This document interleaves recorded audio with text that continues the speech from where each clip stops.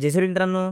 मित्रांनो, आपल्या प्रत्येक व्यक्तीकडे पॅन कार्ड असणे आता अत्यंत महत्त्वाचे आहे. कारण तुम्हाला अकाउंटमध्ये कोणत्याही प्रकारचे 50,000 च्या वर रक्कम देवाण-घेवाण करायची असल्यास तुम्हाला पॅन कार्ड नंबर जोडलेले असले अनिवार्य आहे.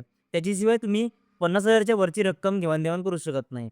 आणि हा पॅन कार्ड बनवणे एकदम सहज आणि सोपे आहे. तुम्ही 31 मार्च 2026 च्या अगोदर जर हे पॅन कार्ड बनवत असाल, तर मग तुम्हाला फक्त आधार कार्ड आणि एक फोटो एवढेच डॉक्युमेंट लागतात.